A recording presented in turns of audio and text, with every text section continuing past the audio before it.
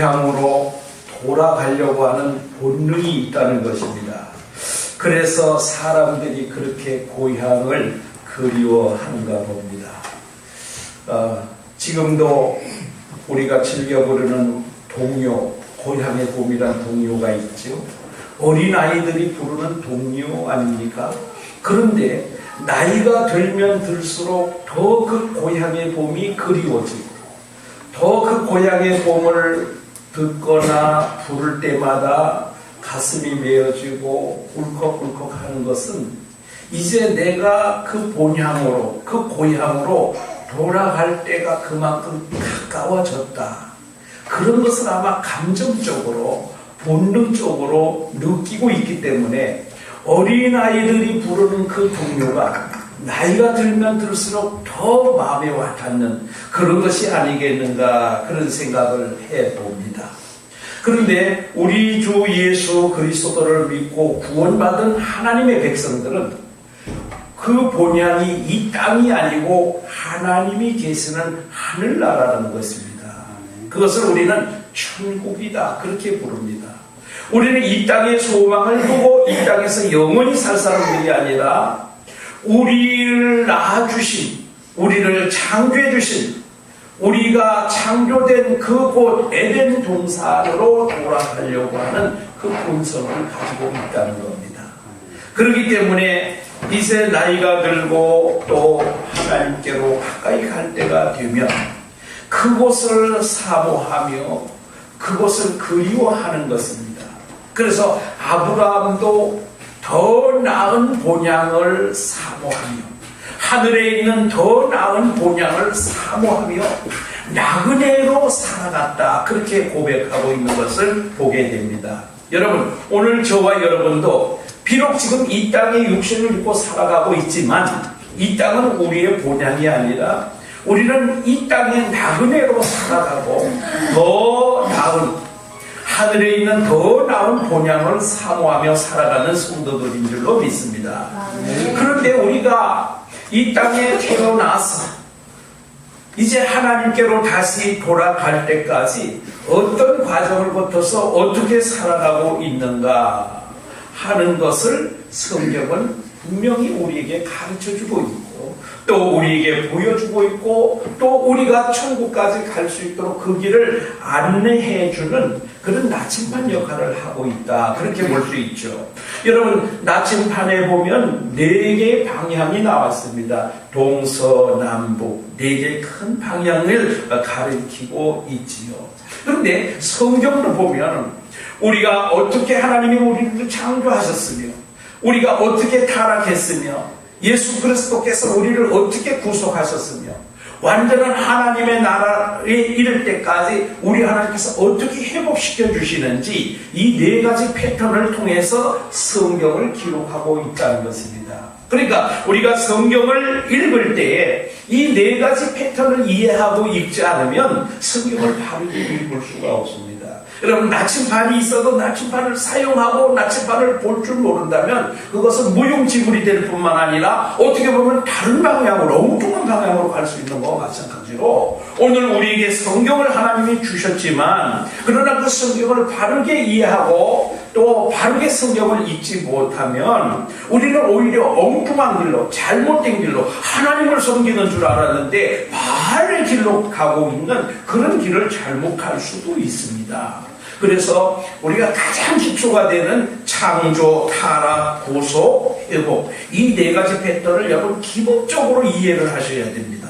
이것을 기본적으로 이해를 잘 하시고 이 패턴을 가지고 이것을 이해를 가지고 그리고 성경을 읽을 때에 그동안에 하나님께서 어떻게 우리를 인도해 가시는가 하는 것을 이제 우리가 이해할 수 있게 되죠. 그래서 지금 우리가 창조, 타락, 구속, 회복 4가지 패턴 중에 이미 앞에 3가지 패턴은 다 했습니다. 이제 오늘은 마지막 패턴이 이제 하나님께서 완전하게 회복하실 하나님의 나라에 대해서 말씀을 하고 있는데 먼저 우리가 이 앞에 부분을 다시 한번 좀 이해를 잘 하셔야 될 필요성이 있습니다. 우리 하나님께서 이 우주 만물을 말씀으로 창조하셨죠. 그런데 모든 만물을 다 창조하셨어도 그 중에 핵심은 바로 인간이라는 거예요. 사람이라는 거예요. 하나님이 왜 우주 만물을 창조하셨는가? 바로 사람이 행복하게 살 수 있도록 하기 위해서 모든 것을 다 창조하셨다고 보아도 과언이 아닌 것입니다. 그러니까 우리 인간이 얼마나 위대한 인간인가, 하나님이 얼마나 인간을 위하고 있는가, 하나님이 우리를 얼마나 사랑하고 계시는가 하는 것을 이해할 수 있지요. 그런데 특별히 하나님이 사람을 창조하실 때 하나님의 형상과 모양을 따라 남자와 여자로 창조하시고 그랬습니다. 그럼 우리가 하나님의 형상을 따라서 창조하셨다고 했을 때 우리의 생긴 모습을 보니까 하나님도 우리처럼 생겼구나? 그건 아니지요. 그건 아닙니다. 왜냐하면 하나님은 모양이 없으신 분입니다. 그래서 우리 하나님을 섬길 때는 어떤 형상도 만들지 말라, 그렇게 말씀하셨습니다. 그러면 우리 하나님의 형상대로 창조되었다는 그 의미가 무엇이냐? 그것은 제일 첫 번째로 하나님 말씀에 순종하며 살도록 창조하셨다는 거예요. 그 다음에 하나님이 창조하신 에덴을 지키고 경작하도록 창조하셨다는 거예요.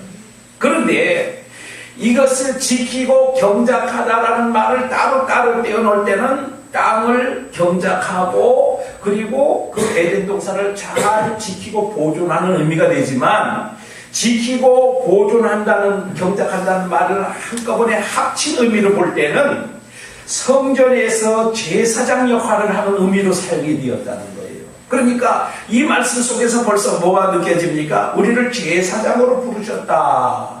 그래서 베드로전서 2장 9절에 가면 우리는 다 왕같은 제사장들이요, 그렇게 말씀하고 있잖아요.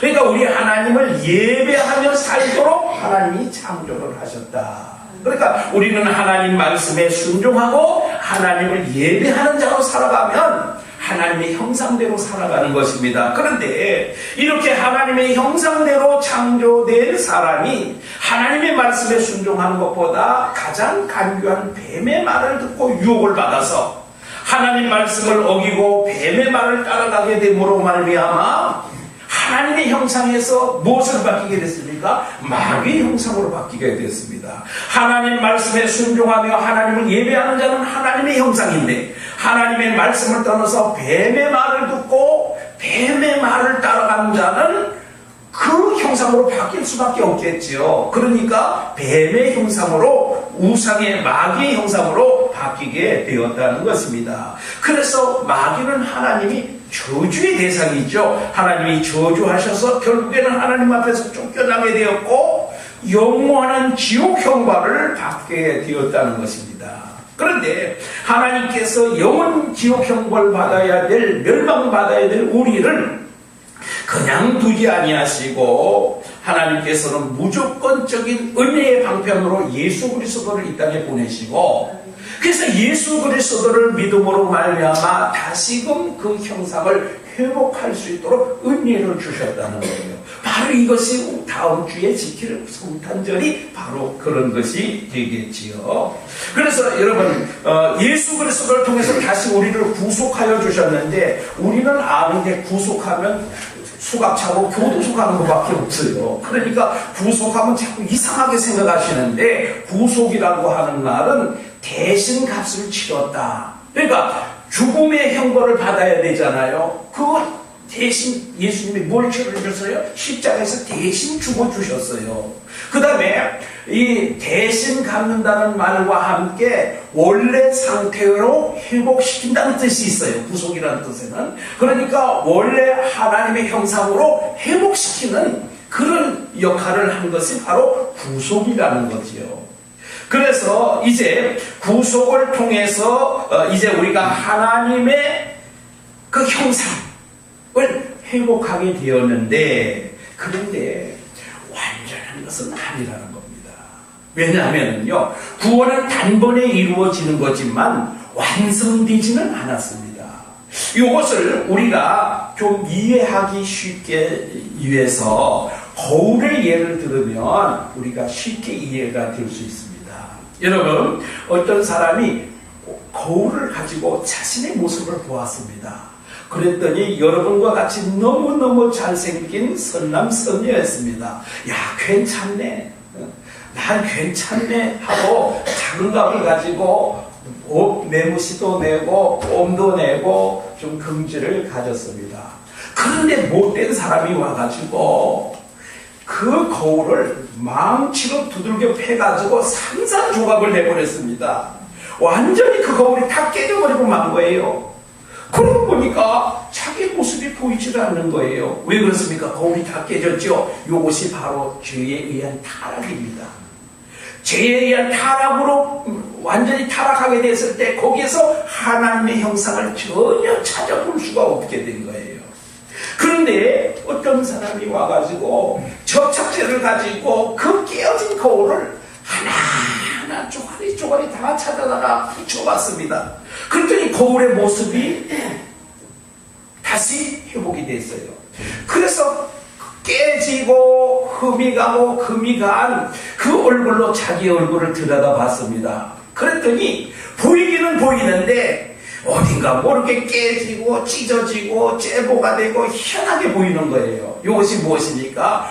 예수 그리스도께서 우리를 다시 하나님의 형상으로 회복시켜 주셨는데 완전한 형상으로 회복되지는 못했다는 거죠.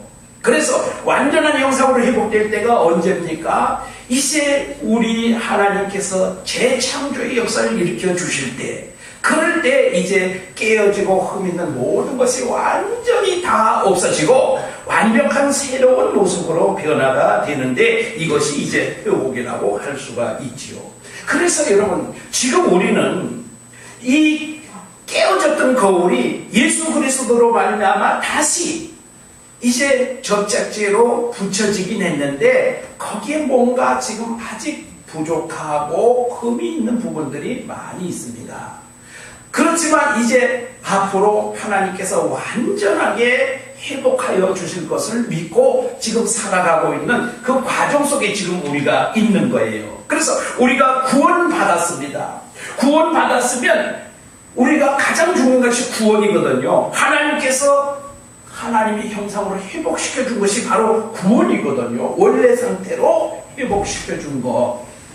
그것이 바로 구원인데 구원을 받았습니다. 그래서 무엇이 됐어요? 하나님의 자녀가 됐습니다. 그럼 하나님의 자녀가 되면 가장 먼저 해야 될 일은 무엇일까요? 예배하는 일이죠. 제사장 역할을 감당하는 거예요. 그래서 로마서 12장 1절에도 뭐라고 말씀하고 있습니까?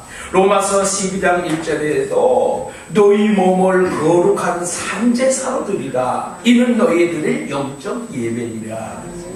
우리가 하나님 앞에 가장 완벽한 예배를 드려야 되는 거예요. 그런데 우리가 지금 예배를 잘 드리려고 하지만 완벽한 예배를 드릴 수가 없어요. 왜 그렇습니까? 우리가 깨어지고 상한 부분이 있기 때문에 그래요. 그래서 우리가 천국 가는 그날까지 완벽한 예배는 있을 수가 없습니다. 에덴 동산에서 타락하기 이전에 그 예배를 지금 우리가 육신을 가지고 있는 동안에는 드릴 수가 없어요. 한번 생각해 보세요. 오늘 우리가 정말 자신을 산제물로 드리는 그런 예배를 드려야 되잖아요. 그런데 어떻습니까? 우리는 몸이 아파서 못 나옵니다. 졸리면 또 조느라고 예배 잘 못 드리죠. 또 하나님 앞에 헌금을 드릴 때도 우리 생명까지도 드려야 되는데 어떨 때는 5만원짜리 넣었다가 뺐다가 만원짜리 넣었다가 1,000원짜리 넣었다가 10만원 넣었다가 6만원 넣었다가 7만원 넣었다가 왔다 갔다 하지 않습니까? 우리가 하나님 앞에 내가 요번에 뭔가 좀 큰맘 먹고 하나님 앞에 뭐 좀 헌신해야 되겠다 이렇게 생각해놓고 어떻게 해요? 자고 일어나 또 생각이 바뀌어요. 그래서 어제 먹은 생각이 또 오늘 바뀌고, 어젯밤에는 내가 새벽기도 가야지 이랬는데 아침에 눈 떠보니까 오늘만 날인가 다음에 가지 하고 또 자버리고 이렇게 되지 않습니까? 왜 그렇습니까? 갈등 속에 살아가고 있는 거예요. 우리가 그것을 여러분 생각을 해야 돼요. 그 다음에 우리가 구속을 받았으면 이제는 우리에겐 지옥이라는 것은 없습니다. 우리에게는 이제 천국밖에 없습니다. 그런데 여러분, 이제 우리에게 천국이 있는데, 그런데 천국을 가는 과정 속에 무엇을 거쳐야 되냐면은 죽음이라고 하는 그 엄청나게 두렵고 고통스러운 그런 과정을 거치지 않으면 안 되는 것입니다. 그래서 요한복음 5장 24절에 내가 진실을 진실하게 너희에게 이르노니 내 말을 듣고 또 나를 보내신 이를 믿는 자는 영생을 얻었고 심판에 이르지 아니하나니 사망에서 생명으로 옮겼느니라. 이미 옮겨져 있어요. 그런데도 불구하고 무엇이 있어요? 히브리서 9장 27절에 사람에게 한 번 죽는 것은 증거시 이치다, 그렇게 말씀하고 있지 않습니까? 그리고 그 후에 심판이 있으리라, 그렇게 말씀하고 있습니다. 여러분, 그렇기 때문에 오늘 우리가 천국으로 가는 그 과정 속에서 그때까지 우리 주님이 오시지 않으면 반드시 육신의 죽음이라는 이 과정을 거칠 수밖에 없다는 것이에요. 여러분, 사람에게 있어서 가장 고통스럽고 가장 공포스러운 것이 무엇입니까? 죽음이라는 거죠. 이 과정을 거칠 수밖에 없는 것이 오늘 우리 현실이라는 것입니다.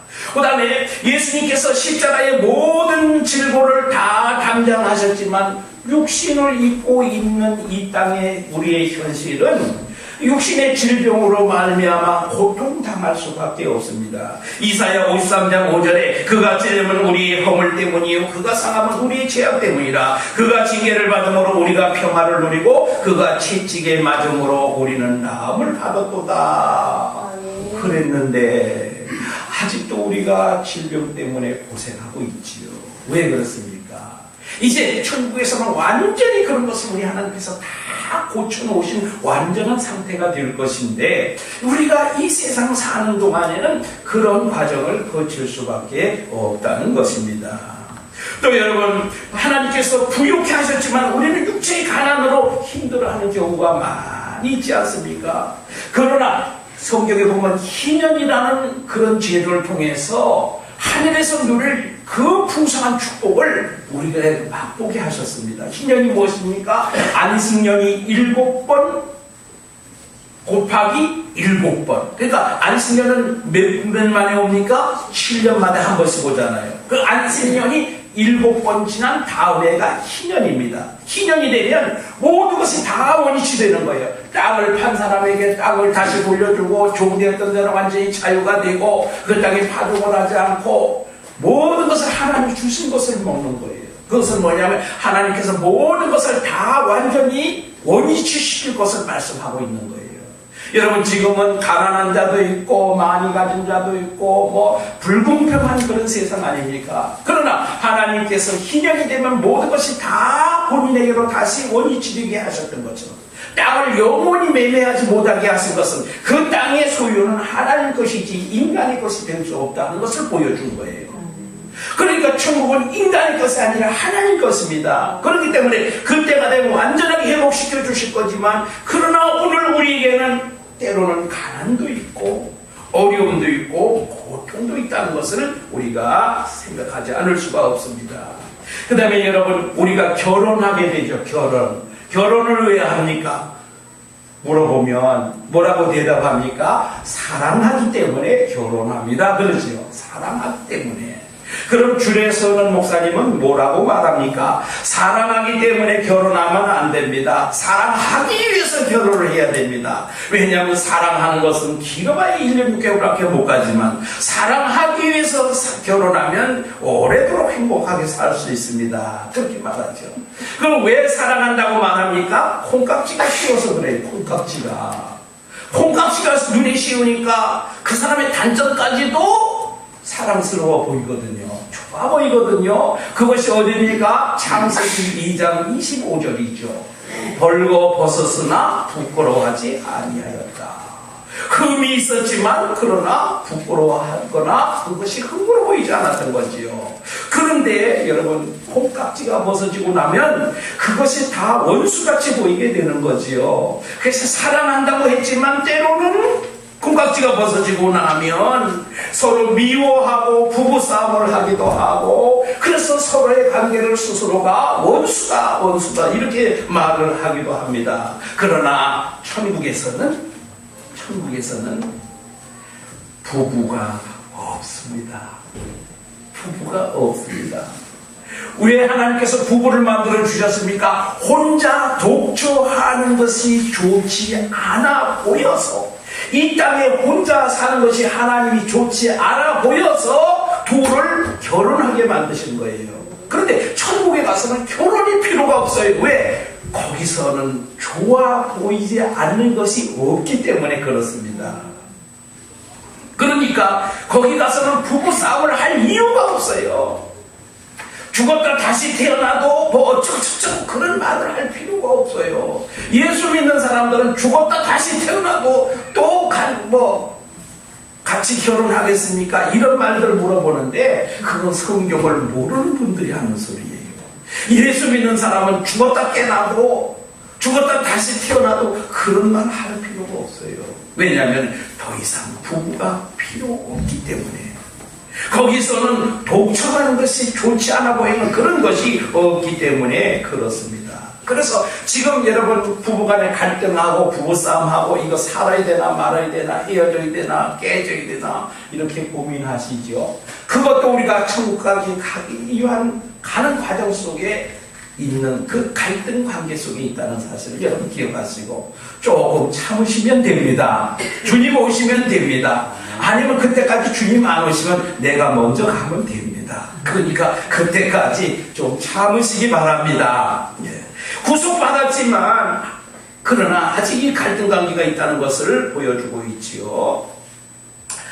아담이 뭐라고 말했습니까? 아담이 이르되 이는 내 뼈 중에 뼈 내 살 중에 살이라 이렇게 했고, 또 아가서 1장 6절에 보면 내 사랑아 너는 어여쁘고 어여쁘도다 내 눈이 비둘기 같구나.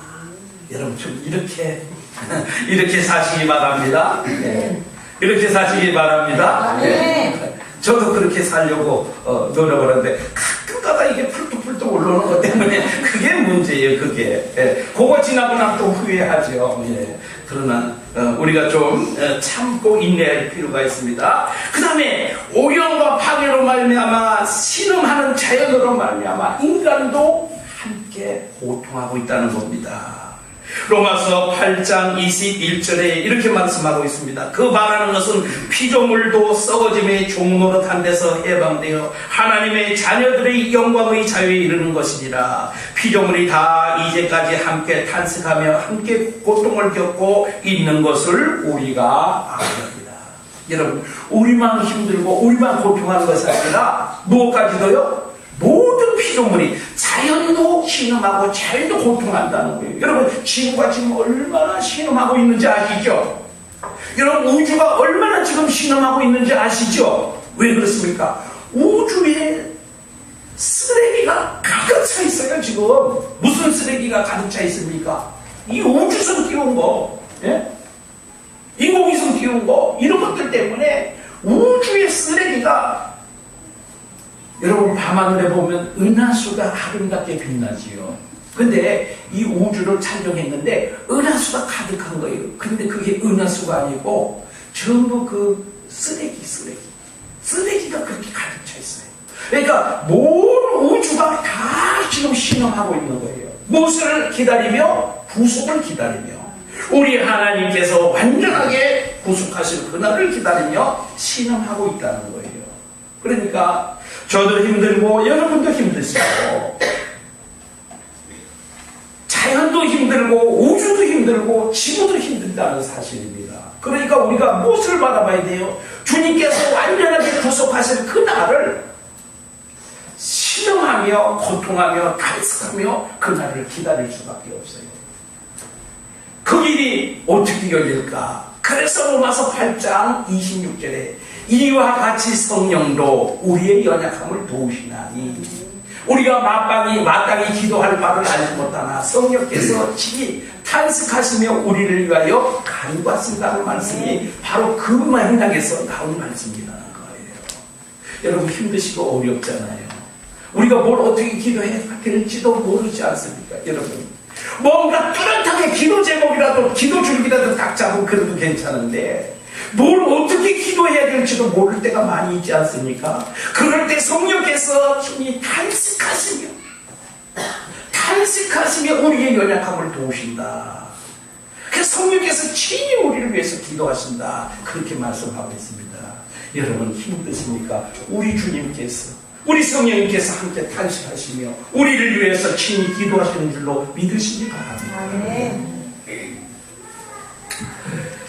그래서 이제 우리가 주님께서 이 완전하게 회복을 이루실 때까지 이런 갈등 관계 속에, 구속하셨지만 여전히 고통 속에, 구속하셨지만 여러 가지 아직도 결핍 가운데 신음할 수밖에 없다는 것입니다.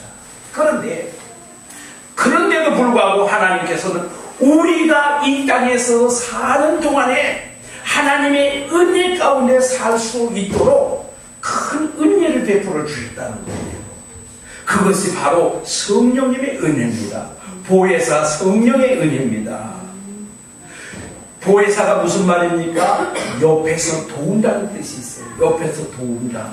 우리 성령 하나님은 우리 옆에서 도우시는 분입니다. 그런데 이 헬라 파라라고 하는 말을 거기다 써가지고, 이 전치사인데요, 이 파라라는 말을 써가지고 옆에서라는 뜻이 있는데요, 그런데 저는 거기에 대해서 조금 이해가 안 되고 불만이 있어요. 왜냐하면 옆에서 도우는 분이 아니라 우리 안에서 도우시는 분 아닙니까? 그렇잖아요. 성령님이 우리 옆에 와 계신 게 아니라 우리 안에 와 계시잖아요. 그런데 왜 옆에서라는 말을 썼을까? 인이라는 말을 썼으면 더 좋았을 텐데, 그런 생각이 드는데, 하여튼 뭐 성령께서 그렇게 성경을 기록하셨으니까 그거까지 제가 뭐라 할 수는 없는 얘기고, 옆에서 도우시는 분이 아니라 우리 안에서 도우시는 분이다. 그러니까 우리를 얼마나 잘 알고 도우시겠습니까? 여러분 힘들고 어려우시더라도 천국 가는 그날까지 우리 성령 하나님이 도우심을 받으면 얼마든지 이길 수 있고 얼마든지 극복할 수 있는 줄로 믿으시기 바랍니다. 그래서 요한계시록에 보면 항상 뭐라고 말씀하고 있습니까? 이기는 자들에게는 그렇게 말씀하고 있잖아요. 이 세상의 어려움, 원수마귀 사단의 공격으로부터 승리하고 자기를 믿음을 지키는 자들, 그들에게는 하나님께서 큰 은혜를 주실 것을 말씀을 하고 있습니다. 그래서 이제 회복입니다. 회복. 완전한 하나님의 나라. 근데 우리가 하나님의 나라 가본 적이 없어요. 천국에 가본 적이 없어요. 그렇기 때문에 우리는 무엇을 통해서 알 수 있습니까? 하나님께서 완전하게 이루어 놓으신 완전한 하나님의 나라에 대한 하나님의 말씀을 보고 알 수 있는 겁니다. 여러분, 내가 본 천국이라는 말에 속아 넘어가지 마세요. 내가 본 천국이라는 말에 속아 넘어가지 마세요. 내가 천국 갔다 왔다 그러면서 간증하러 다니는 사람들 전부 거짓말입니다. 절대로 그렇게 성경에 그렇게 하는 곳이 없습니다. 그리고 간증꾼들은 뭐합니까? 간증꾼들은 말을 자꾸 하다 보면 뭐가 붙어요? 말은 늘어나게 돼 있어요. 말은 처음엔 순수하게 했지만 자꾸 이것이 상업화가 되고 전문가가 돼버리면 말도 아주 그 기술적으로 잘하고 그렇게 돼 있어요. 절대로 그럴 수가 없어요. 그럼 어디서 우리가 천국을 볼 수 있습니까? 우리가 안 봤기 때문에 그 천국을 볼 수 없다면 어디서 볼 수 있습니까? 하나님이 이루어놓으신 말씀 속에서 볼 수가 있는 거죠. 그래서 요한계시록 22장은 성경의 맨 마지막 장입니다. 그리고 하나님께서 이제 이 성경의 결론적으로 완성된 하나님의 나라에 대해서 말씀해 주시는 그 장면이 바로 요한계시록이고, 요한계시록 중에서도 22장입니다. 그래서 여러분, 말씀이 아닌 것은 여러분 믿으려고 하지 마시고 들으려고 하지도 마세요. 물론 무슨 간증 같은 거 가지고 신앙에 도움을 받으려고 생각하지도 마세요. 성경을 읽으면서 말씀을 들으면서 자기가 주시는 하나님의 은혜로 깨달은 것, 그거를 가지고 성경 말씀의 근거를 가지고 여러분 생각을 하셔야지, 무슨 누가 이랬더라, 무슨 개털모자니, 무슨 멘션이, 뭐 그런, 여러분 천국에는 개털모자 없습니다. 성경에 개털모자라는 말은 한 군데도 나온 데가 없어요. 그런 말을 듣고 그냥 또 현혹이 되고 그러는 분들이 많은데 그렇게 하지 마세요. 그래서 이제 오늘 마지막 시간입니다. 시간이 많이 갔네 벌써. 많이 갔는데 어쨌든 오늘 핵심은 여기입니다. 핵심은. 그래서 이제 우리가 완성된 하나님의 나라에 들어가게 됐을 때 어떻게 될 것인가, 시간이 되는 데까지 조금 좀 간단하게 하면서 좀 살펴보도록 하겠습니다. 그런데 우리가 요한계시록 22장을 볼 때 제일 먼저 어디를 기억해야 되냐면요, 창세기를 기억을 해야 됩니다. 창세기 처음에 하나님께서 창조하셨던 그 에덴 동산을 먼저 기억을 해야 이 새롭게 하나님께서 창조하신 이 새 에덴인 예루살렘을, 새 예루살렘을 우리가 이해할 수가 있습니다. 여러분, 요한계시록 22장 1절을 보세요. 또 그가 수정같이 맑은 생명수의 강을 내게 보이니.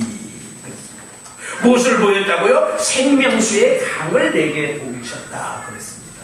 그런데 에덴 동산에 뭐가 있었는가 하면요, 에덴 동산을 하나님께서 창조하시고 4개의 강을 주셨습니다. 그런데 그 강이 어디로부터 출발을 했는가 하면 에덴으로부터 시작해가지고 4갈래로 갈라져서 온 지구를 다 적시게 되었죠.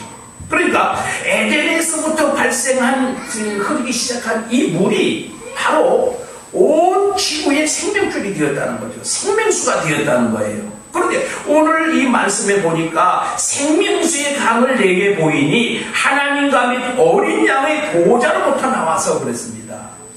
시간이 없어서 다 이 말씀을 다 살펴볼 수는 없는데요, 우리가 잘 알고 있는 거 있죠. 어디입니까? 요한복음 7장 37절로 38절 말씀이지요.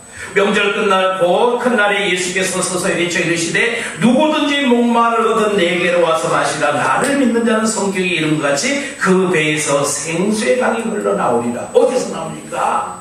예수님에게서 나오죠. 예수님은 생명수의 근원이 되시는 분입니다. 그 다음에 여러분 또 아주 중요한 데가 있죠. 어디입니까? 에스겔서 47장에 성전 문지방으로부터 흘러나오기 시작한 그 물이 발목에 차고 무릎에 차고 허리에 차고 이제는 완전히 몸에 잠겨서 헤엄칠 만한 물이 되었고, 그 물이 흘러내려서 염해, 요즘 우리가 말하는 사해라고 하는, 사해라는 말은 틀렸습니다. 사해는 뭐예요? 죽은 바다라는 말이죠. 그 말은 쓰면 안 됩니다. 무슨 바다? 염해, 소금 바다, 이렇게 써야 됩니다. 소금 바다에 거기에 생명체가 살지를 못했죠.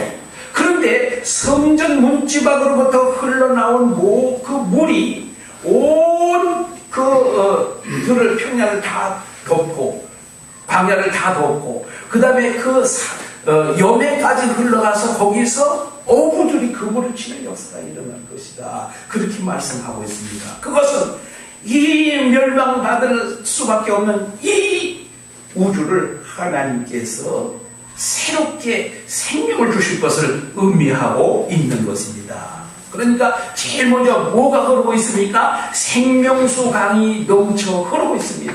지금 우리가 살고 있는 이 땅에 무엇이 있습니까? 사망의 왕으로 하려고, 사망이 우리를 점령하려고 이 사망이 우리를 엄습하고 있지 않습니까? 그러니까 사람이 제일 느끼는 게 뭐예요? 죽음에 대한 두려움을 느끼고 있잖아요. 그곳에는 무엇이 있어요? 생명수 강만 있지 죽음의 강은 없다는 사실이에요.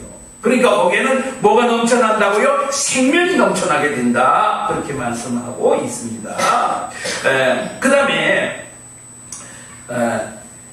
창세기에서는 이 생명나무가 영생의 근원인데, 하나님은 이 죄를 지은 아담과 하와를 영생하지 못하도록 거기서 쫓아내시고 추방해버렸습니다. 그런데 오늘 이 계시록에 보면 2절 말씀 보세요. 그 생명강이 길 가운데로 흐르더라. 강 좌우에 생명나무가 있어 12가지 열매를 맺되 달마다 그 열매를 맺고 그 나무 잎사귀들은 만국을 치료하기 위하여 있더라. 이것이 무슨 말씀인가 하면, 창세기에는 뭐가 있었어요? 생명나무도 있고 선악과도 있었습니다. 그런데 생명나무가 동산 중에 하나 있었습니다. 하나 생명나무가 있었어요. 그런데 이 하나님이 완성하신 하나님의 나라에는 강 좌우로, 길 좌우로 생명나무가 엄청나게 많이 있는 것입니다. 그리고 우리가 이 세상에서 보통 열매를 몇 번 맺습니까? 1년에? 한 번 맺죠. 한 번. 한 번 맺는 것이 보통이죠. 그런데 여기는 어떻게 맺고 있습니까? 달마다 맺고 있어요. 달마다. 1년에 12번 이 열매를 맺는 거예요. 그러니까 얼마나 풍성합니까? 그래서 우리가 이 세상에 결핍이 있지만 그곳에는 결핍이 절대로 있을 수가 없다. 그런데 이 생명나무와 그 과실을 어디에 주느냐면 교회에다 주고 있습니다. 교회.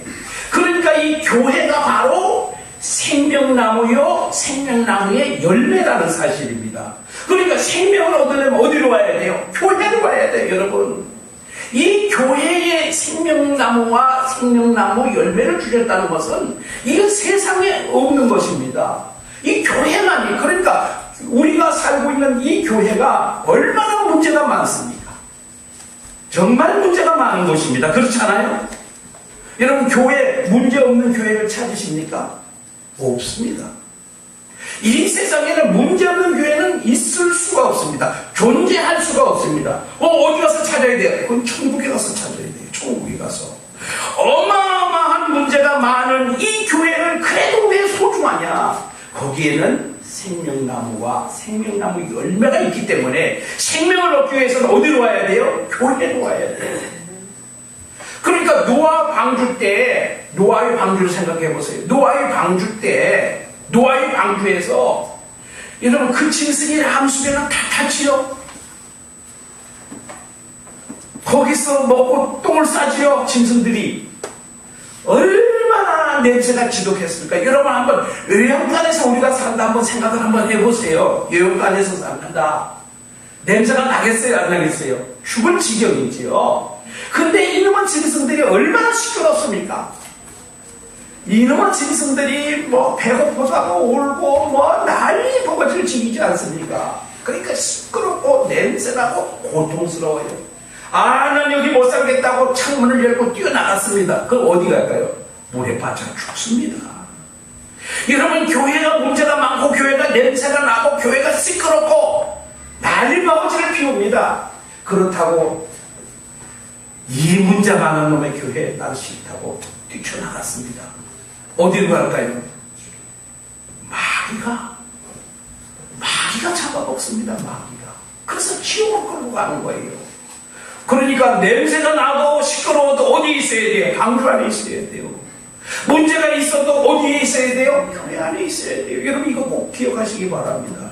그래서 교회가 세상에 할 수 없는 가장 귀중한 사명을 감당하는 것이다. 그런 교회를 섬기는 여러분, 완벽하게 섬깁니까? 누구도 완벽하게 섬길 수 없습니다.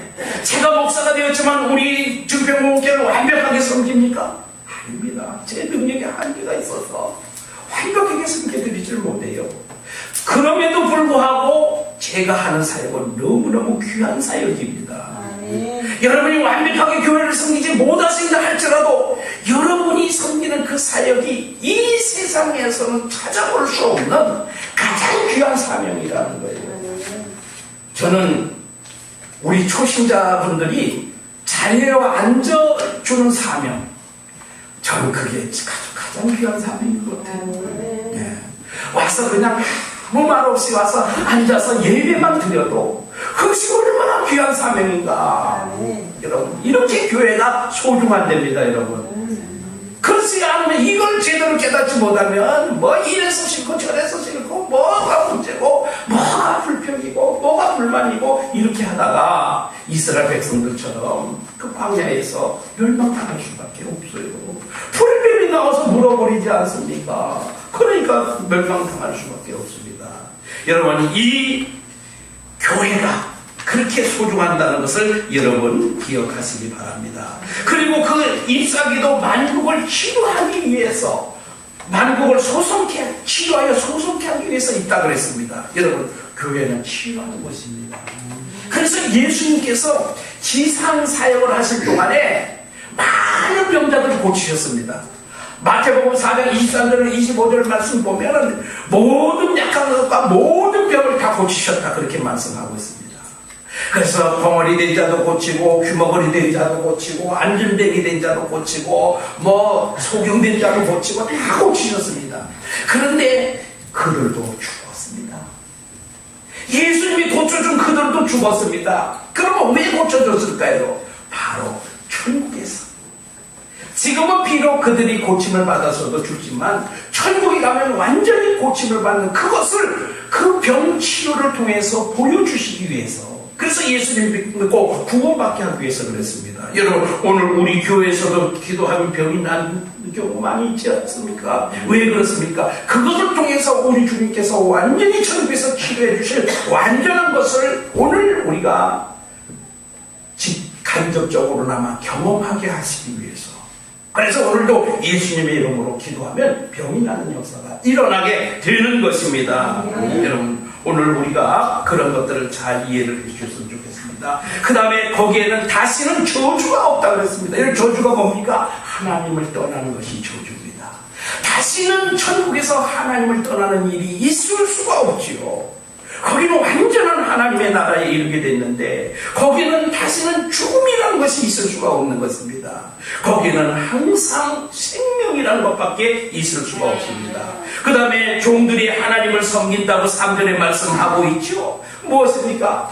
에덴 동산에서 아담과 하와가 하나님을 섬기는 제사장으로 살아야 되는데 그 사명을 감당하지 못하고 타락해버리고 말았지 않습니까? 그런데 이제 이것이 완전히 회복이 되어가지고 완전한 하나님 앞에 예배를 드리는 그런 성도로 살게 될 것입니다.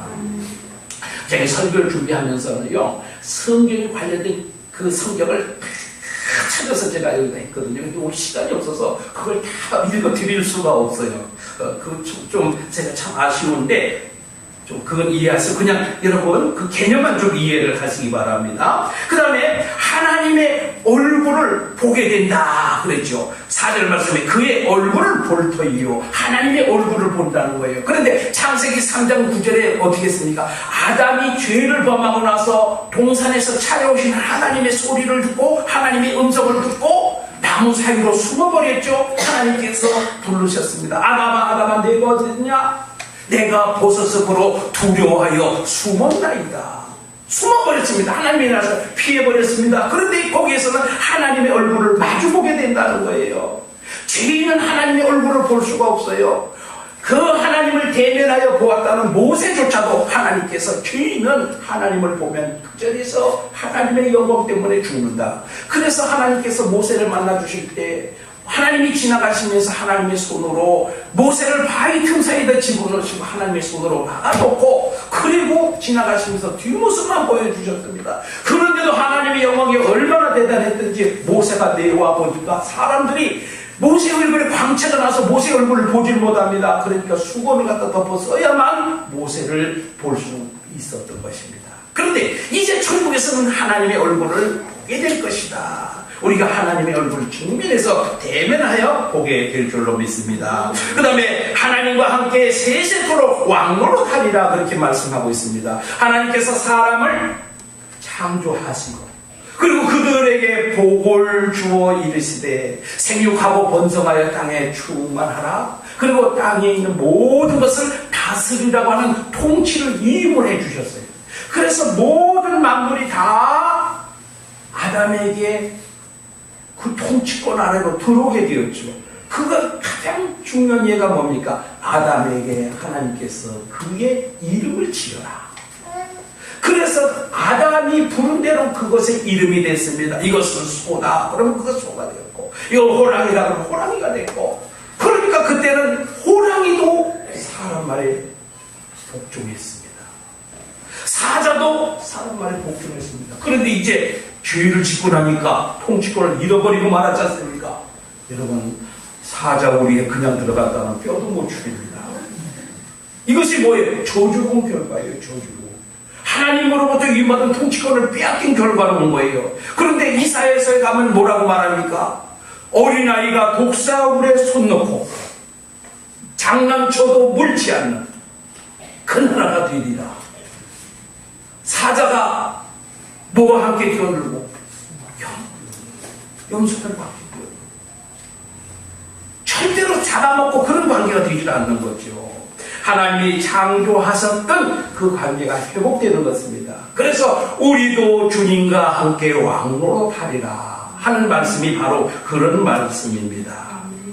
여러분, 하나님의 형상이 완전히 회복된 모습은 첫째 아담과는 완전히 다른 모습입니다. 아담은 죄를 지을 수도 있고 죽지 않을 수도 있는 존재였으나 영원하게 된 성도는 죄를 지을 수도 없고 죽을 수도 없는 존재다. 안토니 후쿠마라고 하는 이 신학자가 그런 말을 했어요. 여러분, 그 에덴 동산에서는 하나님께서 뭐를 두셨어요? 생명나무도 있었지만 선악을 알게 하는 나무도 같이 있었습니다. 옆에. 그래서 아담은 그 생명나무 열매를 먹고 죄를 짓지 않고 영생을 할 수도 있고 선악과를 따먹고 죄를 짓고 죽을 수도 있었죠. 그런데 여기 하나님이 완성하신 하나님의 나라 새 예루살렘이 되면 거기에는 뭐가 없습니까? 선악을 알게 하는 나무가 없어요. 거기에는 생명나무밖에 없습니다. 왜냐하면 이제는 선택할 그럴 여지가 필요가 없는 거죠. 거기에는 선악을 알게 하는 나무는 있을 필요가 없는 것입니다. 왜냐하면 이제 완전하게 회복된 하나님의 나라이기 때문에, 완전한 제사장으로 되었고 완전한 하나님의 백성으로 되었기 때문에 이제 거기는 선악과가 필요 없는 것입니다. 그렇기 때문에 죄를 지을 수도 없고 죽을 수도 없는 존재가 되어버렸다. 아멘. 여러분, 이제 우리는 이 땅에 사는 동안에 구원받았지만 죄를 지을 수 있지 않습니까? 그리고 기도하고 회개하면 그 죄를 용서받을 수 있지 않습니까? 그런데 완전한 하나님의 나라가 이루어지게 되면, 완전한 회복이 이루어지게 되면 거기에는 죄를 지을 수가 없어요. 죽을 수도 없어요. 죽고 싶어도 죽을 수가 없어요. 여러분, 죽고 싶습니까? 죽는 것이 소원입니까? 물론 육신의 죽음은 차라리 내가 이렇게 고통받을 바에 차라리 빨리 죽는 게 좋겠다 이렇게 생각할 수 있습니다. 그러나 그것은 죽음이 아닙니다. 사실상 죽음은 무엇입니까? 하나님을 떠나는 거죠. 영적인 죽음이죠. 그러나 거기에서는 하나님을 떠날 수도 없고 죄를 지을 수도 없고 죽을 수도 없는 것이 바로 완전한 하나님의 나라라는 것입니다. 여러분, 우리가 이 땅에 사는 동안에는 구원받은 하나님의 백성이라 할지라도 눈물과 한숨과 고통과 죽음의 두려움도 있지만, 그러나 완전한 하나님의 나라가 되면 우리 하나님이 우리와 함께 계셔서 모든 눈물을 그의 눈에서 닦아주시니 다시는 사망이 없고 애통하는 것이나 곡하는 것이나 아픈 것이 다 쓰이지 아니하리니 처음 것들이 다 지나갔음이로라. 원래 그 죄악된 그 세상은 다 지나가게 되고 이제 하나님이 창조하신 이 새 나라와 새 땅, 새 하늘과 새 땅이 되게 될 때 우리에게는 더 이상 눈물도 한숨도 고통도 죽음도 사망도 없는 그곳이 완성이 된다는 것입니다. 우리는 그것을 향하여 지금 달려가고 있는 과정 속에 있습니다. 여러분, 가다가 중도에 포기하면 안 되겠죠. 포기할 수도 없습니다. 왜냐하면 하나님께서 우리를 끌고 가시기 때문에 그렇습니다. 여러분, 이것이 바로 하나님을 믿는 구원받은 하나님의 백성의 축복이라는 것입니다. 여러분, 우리가 이런 것을 바로 알게 될 때 신앙생활이 힘이 있게 되고 은혜가 넘치게 되고 그리고 우리의 삶이 변화되게 될 줄로 믿습니다. 오늘도 그 하나님 나라를 바라보며 살아갈 수 있는 저와 여러분 되시기를 주님의 이름으로 축원합니다. 그대로 우리 하나님 아버지, 이제 우리 하나님께서 세상을 창조하시고 하나님 말씀 순종하고 하나님을 섬기는 자로 살게 하셨지만, 그러나 뱀의 유혹을 받아서 타락한 인간을 하나님께서 다시 구속하여 주시고 구속하신 백성을 하나님의 완전한 나라로까지 인도해 주시는 그 말씀의 과정을 상고하여 보았습니다. 하나님, 이제 우리가 이 말씀을 마음에 잘 새겨서 천국 가는 그날까지 우리가 신앙생활 잘 할 수 있도록 우리 주님 도와주옵소서. 예수님 이름으로 기도하옵나이다. 아멘. 우리 말씀 생각하시면서 492장 찬송드립니다.